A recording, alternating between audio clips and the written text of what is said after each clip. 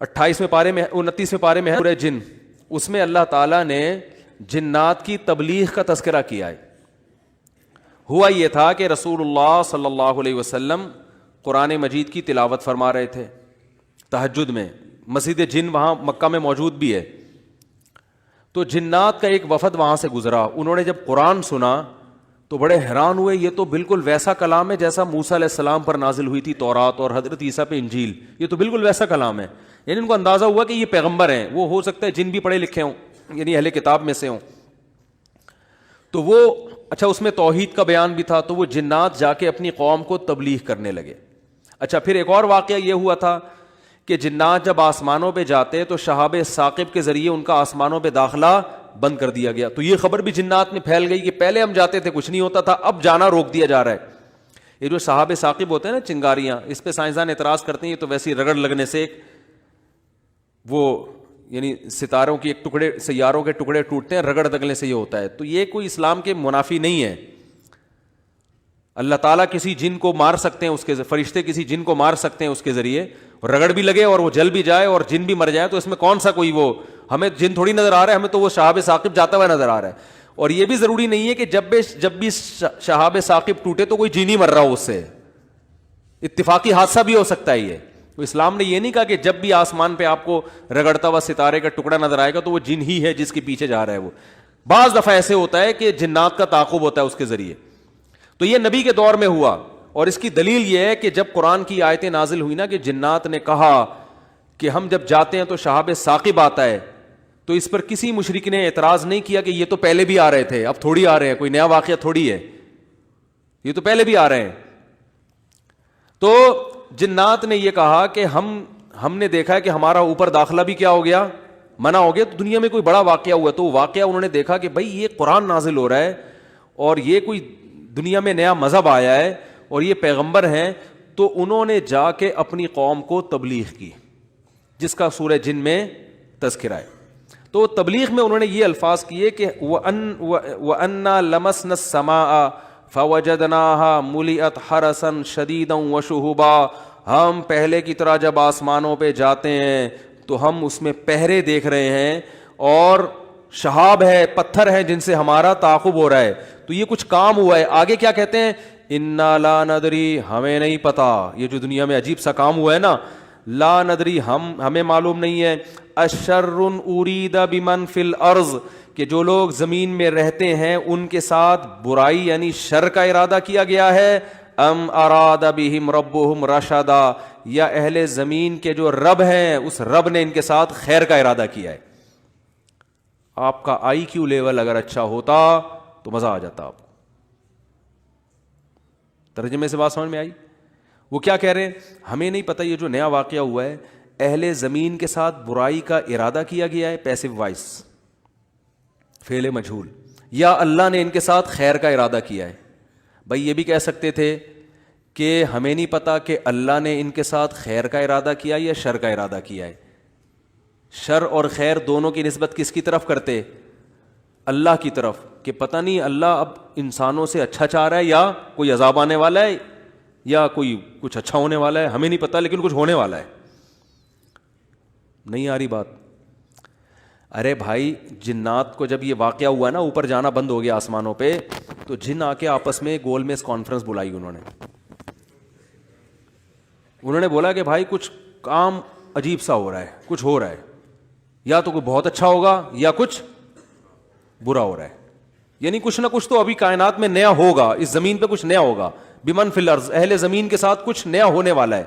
اب یہ نہیں پتا کہ اچھا ہونے والا ہے یا برا، تو یا تو دونوں میں اللہ کا نام نہ لیتے، یہ کہتے ہمیں نہیں پتا اچھا ہونے والا ہے یا برا ہونے والا، یا اگر اللہ کی طرف نسبت کرنی تھی تو یہ کہتے ہمیں نہیں پتا کہ اللہ اچھا کرے گا یا اللہ ان کے ساتھ کیا کرے گا، برا کرے گا۔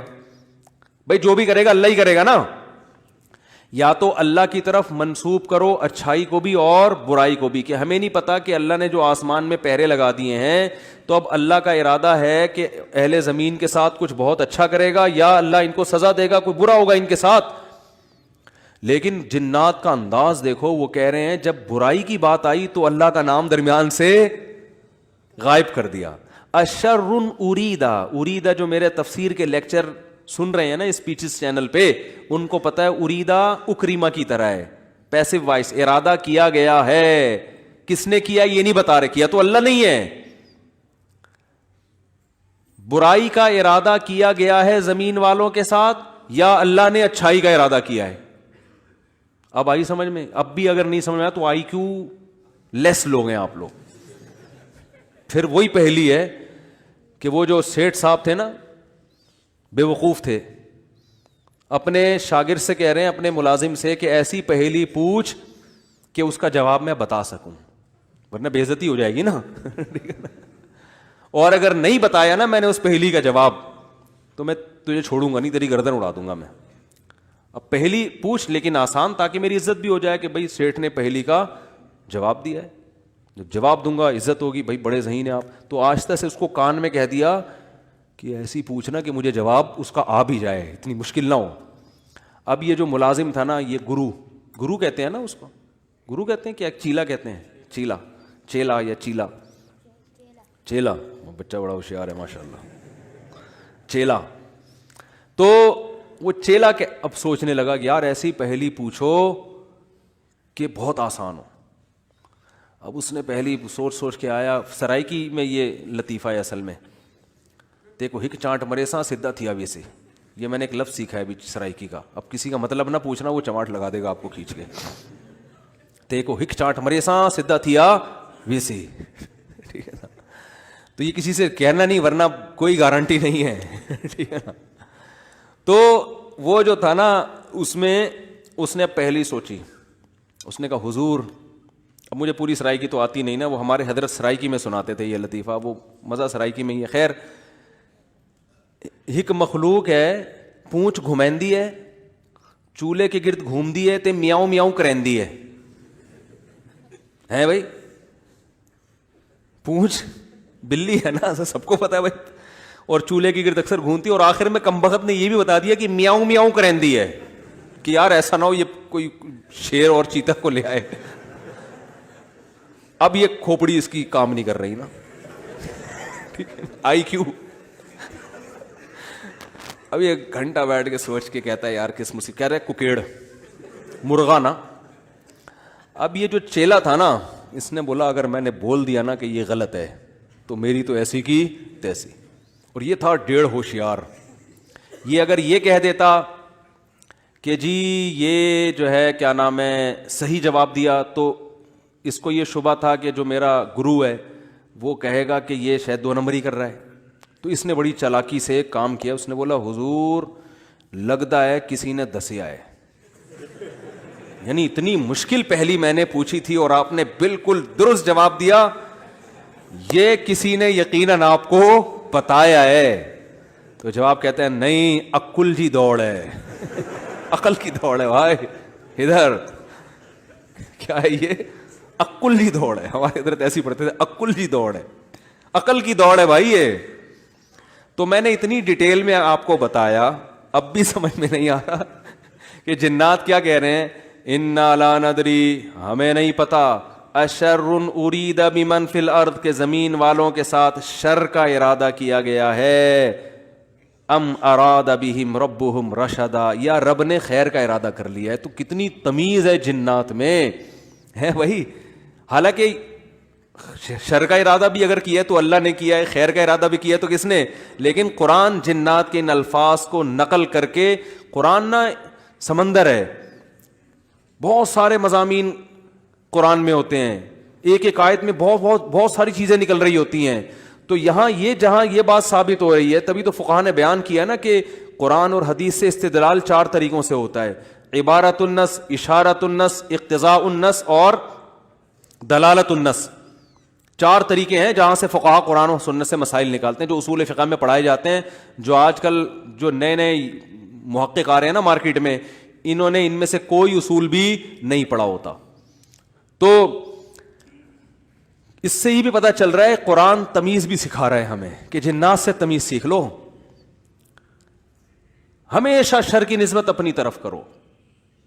صحیح ہے نا, میری وجہ سے ایسا ہوا, یہ ساری خرابی کس کی وجہ سے ہوئی ہے, میری وجہ سے ہوئی ہے. بھائی میری کوئی کوتاہی ہے جس کی وجہ سے شکست ہوئی ہے. جیسے غزوہ احد میں شکست ہوئی تو صحابہ نے تو اپنے آپ کو جھونک دیا تھا, شکست ہو گئی تو قرآن نے کیا کہا, تمہاری وجہ سے ہوئی ہے, ٹھیک ہے نا, تم نے پیغمبر کی اس معاملے میں اطاعت نہیں کی. صحابہ نے یہ نہیں کہا واہ ہم مدینہ چھوڑ کر آ گئے پیغمبر کے لیے, ہے بھائی اتنے ساری ہم نے قربانیاں دے دیں اور اسباب کی دنیا میں کامیابی کی امید نہیں تھی, پھر بھی ہم نے اپنے آپ کو میدان جنگ میں لے جا کے جھونک دیا. اب ایک گھاٹی پہ اگر 50 آدمیوں کے میں سے چند لوگوں نے اگر امیر کی اطاعت نہیں کی تو اس کی ہم سب کو اتنی بڑی سزا مل رہی ہے. دوسرے کوتاہی تو انہوں نے کی ہے اور قرآن کہہ رہے کہ تم نے کی ہے, سب کی طرف نسبت کیوں کی جا رہی ہے؟ صحابہ نے ایسا کوئی لفظ زبان سے نہیں نکالا, کچھ بھی نہیں نکالا صحابہ نے, اے اللہ ہماری غلطی ہے, ہم استغفار کرتے ہیں, آئندہ یہ کوتاہی نہیں ہوگی. تو کیسا کامیابی کے اصول ہیں یہ. تو بھائی دیکھو دنیا میں آپ کو اللہ کی مان کے چلنا ہے, آخرت میں پھر اللہ آپ کی مان کے چلے گا, سمجھ رہے ہو نا. پھر آخرت میں اللہ کہے گا کہ وَلَكُمْ فِيهَا مَا تَشْتَهِي أَنفُسُكُمْ, تمہیں زبان سے نہیں بولنا پڑے گا, جو دل میں تمہارے خیال آئے گا نا, خواہش پیدا ہوگی, اس دل کی خواہشات کو اللہ وہاں پورا کرے گا. دنیا آزمائش کی جگہ ہے, پیڑے کھانے کی جگہ نہیں ہے, یہاں آزمائشیں ہیں, اور اگر کوئی آزمائش نہیں ہے تو یہ خود ایک آزمائش ہے. آپ کہہ سکتے ہیں فلاں تو بڑی ہنسی خوشی زندگی گزار رہا ہے, وہ تو کوئی آزمائش ہی نہیں ہے. او بھائی یہ ہنسی خوشی زندگی خود ایک آزمائش ہے کہ یہ اللہ کا شکر ادا کر رہا ہے کہ نہیں کر رہا. اسے نہ کوئی بیماری ہے, اس کا گھر بھی ہے, اس کے بیوی بچے بھی ہیں, اس کو سکون بھی ہے, گھر میں آتا ہے بیگم تمیز سے بات کرتی ہے, اور جناب گھر سے باہر نکلتا ہے تو بیگم پوچھتی نہیں ہے واپسی پہ کہ انڈے کیوں نہیں لے کر آئے, کوئی کسی قسم کی ٹینشن نہیں ہے. یہی ہو رہا ہے نا آج کل. اور جناب ابا بھی ٹھیک ہیں, اماں بھی ٹھیک ہیں, ملک کی حالات بھی ٹھیک ہیں, بے روزگاری بھی نہیں ہے, بلب کے والدین کو گالیاں دینے کی بھی ضرورت نہیں ہے, لائٹ بھی نہیں جا رہی ہے, پنکھا بھی چل رہا ہے, بٹن دباؤ پنکھا چلتا ہے. جیسے آسٹریلیا میں تو یہی ہوتا ہے, بٹن دباتے تھے پنکھا چل جاتا تھا وہاں پہ. میں حیران ہوتا تھا یار, ہم تو دیکھتے ہیں ٹرائی کر کے چلا کہ نہیں چلا, ایسا ہی ہوتا ہے نا, چل گیا اے اللہ تیرا شکر ہے, نہیں چلا کوئی بات نہیں, لائٹ آنے والی ہے تھوڑی دیر میں آ جائے گی. جنریٹر چلاؤ, کھینچو پھر اس کو جا کے, کتنے تو چپک کے مر گئے جنریٹر سے بیچارے اس چکر میں. تو کوئی ٹینشن اگر نہیں ہے تو بھی بڑی ٹینشن ہے بھائی. کہیں اللہ ایسا تو نہیں ہے کہ کوئی بہت بڑی پکڑ آنے والی ہے, اللہ کی بہت بڑی پکڑ نہ آنے والی ہو, اس لیے ڈرنا ہے. تبھی کہتے ہیں نا الایمان بین الخوف والرجاء, خوف اور امید کے درمیان ہے ایمان. اللہ کی نعمتوں پہ خوش بھی ہونا ہے لیکن خوف کے ساتھ, اترانا نہیں ہے, خوف کے ساتھ. یار اللہ نے مجھے گاڑی بھی دے دی, گھر بھی دے دیا, بیوی بچے بھی دے دیے, روزگار بھی اچھا ہے, صحت بھی اچھی ہے, سب کچھ ہی مجھے مل گیا, تو کہیں یہ استدراج نہ ہو, اللہ کی طرف سے ڈھیل نہ ہو, کیونکہ فرعون کو بھی سب کچھ مل گیا تھا. صحابہ میں تو ایسا بھی ہوتا تھا جب ان کے سامنے اچھے مرغن کھانے آتے رونا شروع کر دیتے. کہیں ایسا تو نہیں ہے کہ ہم نے نبی کا جو ساتھ دیا تو اللہ تعالیٰ نے ہمیں ہمارے اعمال کا بدلہ کہیں دنیا میں ہی تو نہیں دے دیا, ایسا تو نہیں آخرت میں نہیں ملے گا, اس سے ڈر جاتے تھے وہ. اور آج ہماری حالت دیکھو, خوشی ملتی ہے تو اترانے لگتے ہیں, دوسروں کو نیچا دکھانے لگتے ہیں, اور ایسے سمجھتے ہیں ہم سے بڑا فنٹر دنیا میں کوئی ہے ہی نہیں, اور اعمال سے پیچھے ہٹ جاتے ہیں. خوشی ملی ہے نا تو اعمال سے کیا ہو جاتے ہیں پیچھے, اور غم ہوتا ہے تو واویلا کرنا شروع کر دیتے ہیں. جیسے قرآن نے کہا ان الانسان خلق ہلوعا اذا مسہ الشر جزوعا واذا مسہ الخیر منوعا, کہ انسان کو جب شر پہنچتا ہے جزوعا, جزا فضا شروع کر دیتا ہے, واویلا, ہائے میرے رب نے یہ کر دیا, ہائے میرے اللہ نے یہ کر دیا میرے ساتھ, میں ہی ملا تھا اب ٹینشن دینے کے لیے. اور جب خوشیاں ملتی ہیں منوعا, اللہ فرماتے ہیں کنجوس بن جاتا ہے, میرا مال میں خرچ نہیں کروں گا, میں غریبوں کا خیال نہیں کروں گا, میرا پیسہ ہے, میری محنت ہے. تو کہیں الا المصلین فرمایا کچھ لوگ ہیں جو معتدل ہوتے ہیں کہ جب غم پہنچتا ہے تو صبر کرتے ہیں, خوشی پہنچتی ہے تو اللہ کی اطاعت میں اور زیادہ بڑھ جاتے ہیں. اور وہ کون لوگ ہیں؟ الا المصلین الذین هم علی صلاتهم دائمون, وہ نمازی جو اپنی نمازوں کی حفاظت کرتے ہیں, اور والذین هم من عذاب ربهم مشفقون, آخرت کا سوچ کے ڈرتے رہتے ہیں. لفروجہم حافظون, اپنی شرمگاہوں کی حفاظت کرتے ہیں. الا علی ازواجہم او ما ملکت ایمانہم, سوائے اپنی بیویوں کے کسی اور کے پاس نہیں جاتے. لاماناتہم وعہدہم راعون, اپنے ایگریمنٹ کے پابند ہوتے ہیں, کسی کو زبان دے کے پیچھے نہیں ہٹتے معاہدوں کے. تو اللہ نے جو خوف دن کے دل میں نا ان کی یہ صفات بیان کی ہیں, فرمایا یہ نارمل لوگ ہوتے ہیں, یہ کیا ہوتے ہیں؟ نارمل. آج کسی نے بتایا کہ وہاں ایک افغانی آئے ہوئے تھے, وہ کہنے لگے کہ ہم نے وہاں امریکیوں کو دیکھا ہے کہ جب ان کی لڑائی ہوتی تھی نا وہاں افغانستان میں, تو ادھر افغانی جب شہید ہوتے ہیں تو ان کے دوسرے جو بھائی ہیں نا وہ صبر کرتے ہیں, بھائی شہید ہو گئے, اللہ تعالیٰ اس کے درجات بلند کرے. انہوں نے کہا کہ جب کوئی امریکی قتل ہوتا ہے تو چیخ چیخ کے رو رہے ہوتے ہیں فوجی. تو یہ ایک اسلام کا ایک صاف نظر آتا ہے کہ مسلمان غم کیسے جھیلتا ہے, اور جس کا آخرت پر ایمان نہیں ہے, حالانکہ ان کی فوج میں موٹیویشنل اسپیکر بہت ہوتے ہیں جو ان کو موٹیویٹ کرتے رہتے ہیں ملک, لیکن وہ کہتے ہیں ذرا سا زخم ہوتا ہے ایسا چیختے ہیں. ہمارے ہاں بچے بھی ایسے نہیں روتے جیسے فوجی رو رہے ہوتے ہیں, ایسا چیخ رہے ہوتے ہیں اور ایسا ایک دوسرے کے گلے مل رہے ہوتے ہیں, یار تیری ٹانگ ٹوٹ گئی, ہاں ہاں ہاں. وہ تو ایسے کئی لوگوں نے بتایا جو بھی آتے رہتے ہیں نا وہاں سے آنا, جو افغانی تو آتے ہیں یہاں تجارت کے لیے, تو کہتے ہیں ہم جب دیکھتے ہیں نا اس طرح کہیں لڑائی ہو رہی ہو افغانیوں میں اور ان میں جو آپس میں لڑائی ہو رہی ہے, تو اس میں یہ منظر ہمیں دیکھنے کو ملتا ہے کہ وہ چیخ رہے ہوتے ہیں اور جب ان کے زخم ہوتے ہیں تو کچھ بھی نہیں, آرام سے بیٹھے ہوئے تھوڑا کرار ہے بس, اور کچھ نہیں. یہی حال میتوں پہ بھی ہے. آپ دیکھ لو, دیندار اگر واقعی دیندار ہے وہ میت پہ چیخو پکار نہیں کرتے.